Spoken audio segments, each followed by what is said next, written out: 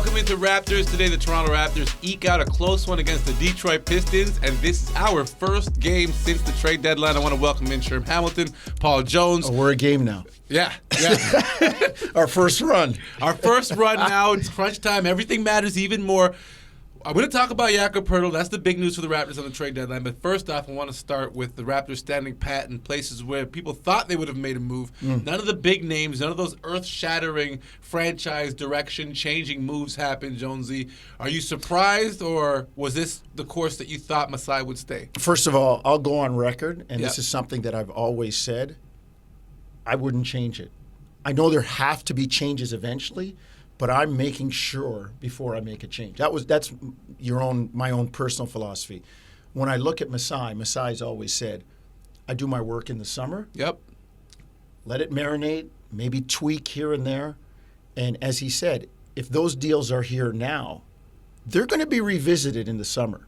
And other elements and variables may enter into it. So why rush to it now? And in the eyes of a lot of people, including people in that locker room, they would say they're underperforming.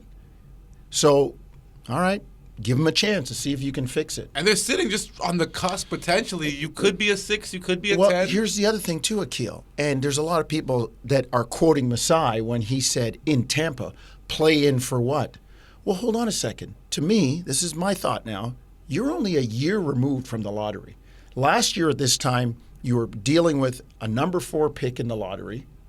You were trying to build it, and you were playing very well. Personally, I think even getting into the play-in is experience. It's winning is never a bad thing. It's advancing. It's moving forward. It's shining more of a light onto what you have and what you need. So this people quoting, well, play in for what? That might have been a couple of years ago in Tampa when you were coming off a championship and you still thought you can contend that high.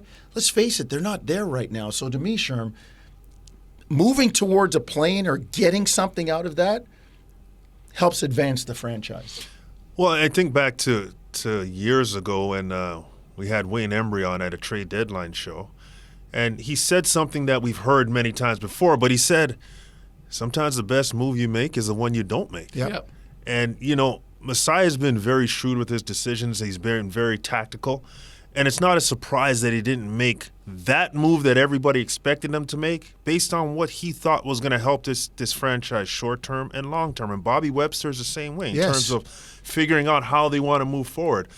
And, the fact that they made a tweak with Jakob Poeltl, you understand it.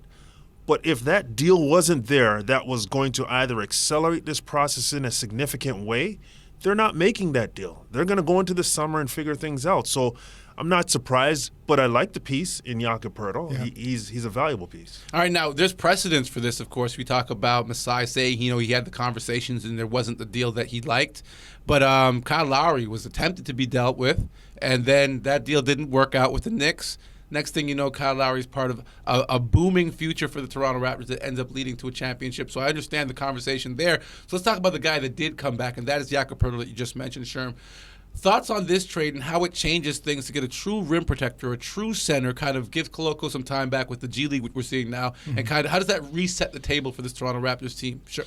Jones, I'll start with you. To me, it gives them something that they needed.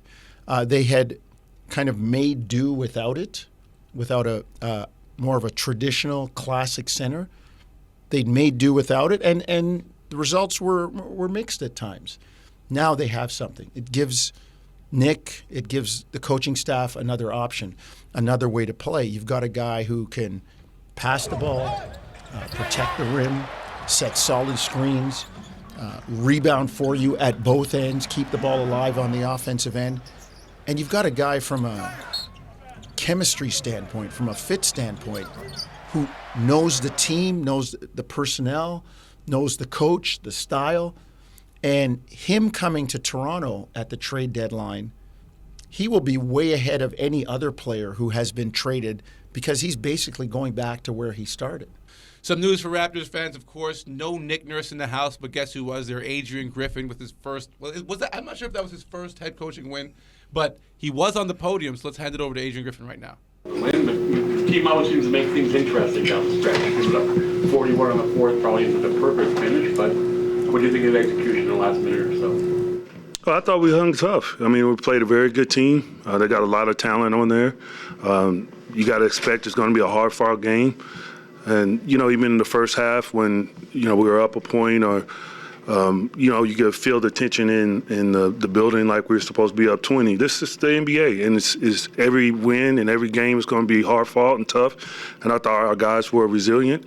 They made some runs, but I think the only thing is, Bogdanovich got a little loose at times. We kind of lost focus of where he was. Can't give up some of those threes, but I think for the most part, we held them to under 100 points till probably the last 5 minutes of the game, so 6 minutes of the game. So it was good effort. What do you think of the fit with Precious and Yak beside one another? It was great. It was great. Like they're two completely different players. Precious could be an inside, he could be outside, very versatile. You saw we had him on Bogdanovich, and I know Bogdanovich had 33 points, but I thought Precious did a good job on him for the most part. And you have to guard him with multiple guys anyway.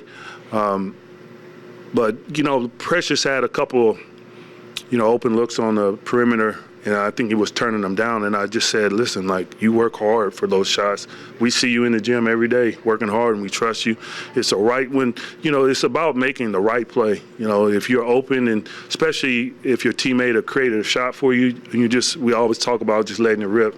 Just let it fly, and there's only two things that can happen, and go in or you miss, and you make it or you miss it, and you shoot it with confidence, and you live with the results. Big night for Fred VanVleet, 35 and 8 assists on a night when his head coach wasn't there, and Adrian Griffin talked about it, the fact that he took control of that group. Let's talk about how things change for Fred now with Jakob Poeltl in the lineup, a traditional pick-and-roll big that puts all the other guys kind of on the wing in positions. Jonesy, you think we're going to get more big scoring nights from him if he's able to use that screen and roll a little bit better? Depends on what they present Fred with and what decisions are made after the screen. The hard hedge, the pushback. Yeah, and right now the NBA's just gone lazy. Everything's a switch. Sometimes it's even just a ghost screen or a brush screen, and people are switching. And Jakob sets good screens, so that's going to free Fred up. And if he decides to find Jakob in a short roll where he can quarterback, he's really good as a passer. He can take the ball all the way to the goal. Just the dynamic between them. And, you could see it at the beginning of the year, Fred trying to establish that with young Christian Koloko. But Christian didn't have the experience. You could, lobs would go at the wrong time, and Fred's a play ahead, and Christian's not quite there yet. And now he's got a guy where that's not going to happen, a guy that he basically came into the league with and was part of, they were part of this bench mob together. So, again, it's the familiarity with him coming back. And I think what Jakob can bring, that allows Fred even more room for his decision-making to either get other people involved or score it himself. Yeah, so much of offensives go through pick and rolls. And if you have a good screen setter, Jakob was one of the best in the league in the screen assist coming into Toronto. So when you have a good screen setter and a guy who can roll to the basket with size, that just condenses the defense. It forces a weak side to crack down and get back in there. And what happens is your three-point line gets opened up when you have shooters on the floor. So I just think that Freddie's going to utilize Jakob in a way that's really going to compromise the weak side of the defense. But also, Fred's going to get more open opportunities. And I'm a big proponent of Fred having the ball in his hands and making decisions. And when he does that, he's so good at finding what's the right play in that moment. But also, he'll have nights like we saw against Detroit, or a day like he had against Detroit, where he's going to put buckets. He's going to score. He's going to shoot it. He's going to attack. He's going to be aggressive offensively. And I think that's a good thing. But Jakob can have a big hand in that. All right, the Raptors got the home win, but it all wasn't sugar and roses. Let's talk about the fourth quarter. 41 points given up to a very young and undermanned, if you think about Cade Cunningham not playing, Detroit Pistons team. Walking away from that fourth quarter, what do the Raptors need to shore up, Sherm? It's defense. Yeah. It's defense. Even though the Raptors were able to score, and they shot 61%. Detroit shot 61% in that fourth quarter as well. And when you're trying to control a game, the last thing you can do is allow a team that's fairly young, missing one of their key players, to feel like they can stay in this fight on your home court. And that's something they have to rectify. Defensively, they have to be better in those scenarios. And you think about it, that's the message across the league. You know, teams aren't playing against the Raptors thinking that if they're down, they don't have a chance. We've seen teams come back on them in the fourth quarter. So that's something that they've got to really lock in on and understand for the rest of the season. How are we going to execute better defensively? So even if our offense isn't going at 61%, we can take care of business because we can get stopped. And to Sherm's point, I think it is the defense. Sometimes you score 118, 120 points. You're supposed to win those games. So coming home in the fourth quarter, they've really got to get guys together, 5 guys on a string, communicating, really digging in, making those winning plays defensively, a deflection, a rebound, box somebody else out so this guy can get the rebound. Those little winning plays, I think that's what they've got to shore up. The devil's in the details, and a big detail for the Toronto Raptors and, of course, for Pascal Siakam is some news that he got late that he deserved, but it got around in the end. And for that, we go to Savannah Hamilton postgame. Thanks, Akil. Now, I'm sure you guys are talking about just how effective Fred VanVleet was, especially without Nick Nurse being there. So you know how Fred has that coaching presence on the floor. But let's talk about Pascal Siakam and his presence on the floor as well. You saw him do his thing in the first half, but he was actually pretty quiet. If you actually notice, his assists were speaking for his game there, but his second half was actually the loudest, especially in the third quarter. There was a play that really exemplified exactly what he was doing, and that around the 7:50 mark, he managed to drive down the floor, kick it back to Fred, and then space, get open, and hit an open three-point shot. And that's kind of encompasses what that game was like for him in total. He also created his own shots as well, as you saw his traditional game of getting in the paint and turnaround backspin and then hitting it around the elbow mark. He just had a variety of moves that he was doing, and he was just putting it on display. And you have to give him credit because I think that all-star injury replacement did something, sparked a little something because he was also very effective against Utah. So give him credit where credit is due, and he definitely deserves to be playing in that all-star game. Speaking of all-stars, a big move that shook the NBA. Of course, we weren't around on Thursday to talk about it, so let's get your take now. Sherm, Jonesy, I'll start with you, Sherm. Kevin Durant is a Phoenix Sun. Does this now make them the odds-on favorite in your mind to be in the NBA Finals for the Western Conference? Short answer is yes. Okay. Long answer is? Long answer is it's not going to be easy. It's not a foregone. It's not. Yeah. This is not a wrapped-up deal. But Kevin Durant going to the Phoenix Suns with Devin Booker getting healthy. Yep. You still have DeAndre Ayton. And shades of Chris Paul. And Chris Paul doesn't have to be that guy anymore because he's got Kevin Durant. So I just think that there's a lot of moxie and championship pedigree that Kevin Durant brings to an organization. There's no question. Brooklyn, they're going in a different direction. It's fine. That is what it is. But that Jay Crowder to Milwaukee move, it's just a subtle, stabilizing kind of move. And Milwaukee, you see that with P.J. Tucker when they had him on the lineup. So similar styles. But another big move to me was Mike Muscala going to Boston. Yeah.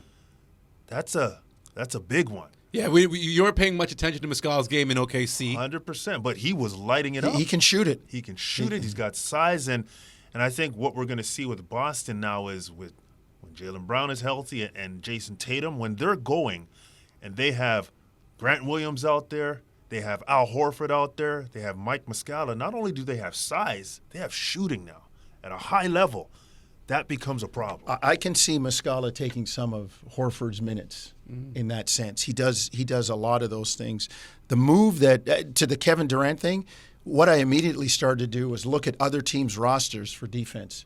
Like the small forward position. Well, like how do you guard the 4 guys that Sherm named, right? When you talk about Durant, Booker, Ayton, a big, and Chris Paul. Like start looking at other teams' rosters.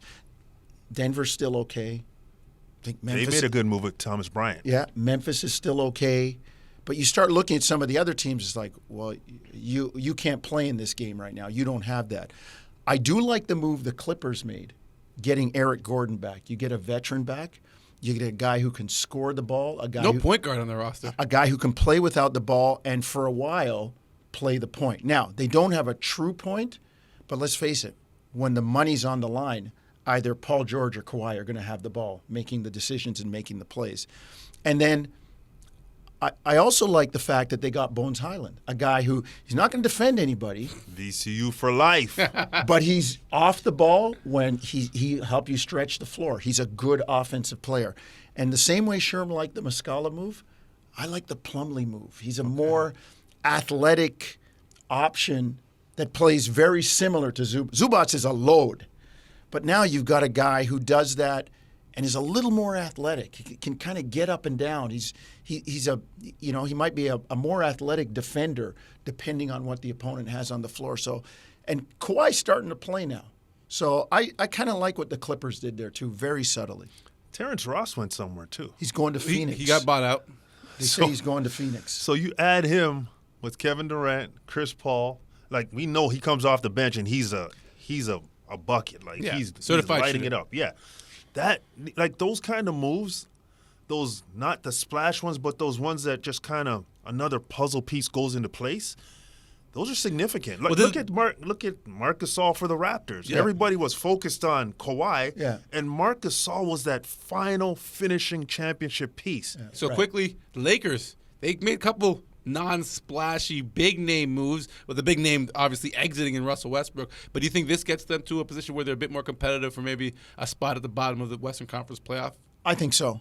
It's just too bad for them that they couldn't get it going earlier. The injuries to Anthony Davis, they're fighting uphill now. Yeah. They're capable. Both ways. But they haven't started the race when everybody else has. But I like the moves they made, and it'll be interesting to see how they're able to put it together. Like Jared Vanderbilt, he's a good defender. Malik Beasley, he can play. Better, yeah. Those are good moves for the Lakers. And think about it. I mean, the Lakers in a play-in situation with this group, not the group before the trade deadline, with this group, well, all of a sudden now, as a play-in, you get into the 8th or 7th spot. Dangerous. Very different situation now when you're looking at the top of the Western Conference, having to face a Lakers team that, if they do figure it out with their new pieces and have a bit of a different style with a healthy Anthony Davis, that's a tough out. Yeah, you think Denver wants to play them in the first round? No, absolutely not. That's the be the tough. King is still in the building. Yeah. All right, speaking of being in the building, Fred VanVleet, the Raptors players were talking post-game. We hand you off to them now. Yeah, believe it or not, surprise, surprise. They took one away. I was a 2, so should have been 7-14, but all good. Just the confidence, the flow of the offense, like where did it come from the last 6 games? Yeah, probably a combination of a lot of things. Just staying locked in, keep working, get my legs under me, finding ways to get the shots. I think I had to adjust again to the way defenses was playing me and the way we were playing offensively. And tonight, being able to get 3 catch and shoots right out the gate, I think that helps a lot. So depends game to game. It's not always going to go my way, but, got to take advantage when I get the chances. And do you have a preference? I mean, you've had a bunch of different roles this year already, and things have changed pretty drastically. Now they're asking you to score. Do you prefer to be the scorer, or you prefer to be the guy off the ball a little more and set things up? I just want to win, you know what I mean? So it's tough because, when you're not as involved and you don't have the impact on the stat sheet and you lose, then it just, it hurts a little bit more. But when I scored 30-plus and we lose, that hurts still. So, I just finding ways to win, and, I think just trying to find more identity where we're going to be, as a group and as a collective. We'll be able to find more consistency, but it's tough to gauge it because it's been so up and down, but the wins feel good regardless of what my stats are. It was great. The atmosphere was great. It was fun getting out there. Especially now that I feel like these last 2 days alone have already helped me getting a little bit better adjusted, so it was definitely fun playing. Well, I think he's gotten better at just like creating his own shot, like going into paint and just like finding contact, like finding his pull-ups, finding the different finishes around the rim. So I guess like in general, like the whole starting lineup is pretty talented in one-on-one basketball. So that's what we end up like falling into, especially towards the end of the shot clock a lot of the times. Whereas like back then, what I remember is like we're just like 5 young guys out there trying to run around the court. So a little bit of a different style, something I'm trying to get used to again, but where I might have to, like in some situations, be a little bit more aggressive, look for my own shot. But yeah, like I said, I think they all just got a little bit better. Up next for the Toronto Raptors, an Orlando team that you cannot look past. Nope. As Raptors fans learned, as a struggling Orlando team took 2 from the Raptors. As Celtics fans learned, Yes. as Nuggets fans learned, as Clippers fans learned. They like to get up for big Big games. game hunting, Yeah. man. Yeah. Okay. Yeah. So let's talk about what makes them so effective, Jonesy. I'll start with you. You got to shut down Franz Wagner. The kid's a gamer. Yeah. He really, really is. He plays hard. You look at teams that are rebuilding, and I think the first thing you need to establish is a culture of hard work. With John Hammond and Jeff Weltman, the people that they've drafted, and then Jamal Mosley, people are sleeping on him as a young coach. He's terrific, and he's got these young guys playing really hard. And Franz Wagner, as I said, he's a gamer. He's skilled. He's long. He's the new breed in today's NBA, being able to play on the inside, handle the ball, play make, shoot the ball from distance, and he's got heart. The kid plays really hard. I like what he does. I like the future for Orlando. I like where they're headed, and Franz Wagner is a big part of that. And the other big part, of course, Paolo Banchero. Wow, he's a load. He's Skilled. He's NBA ready. We're talking about physical. He's got the size.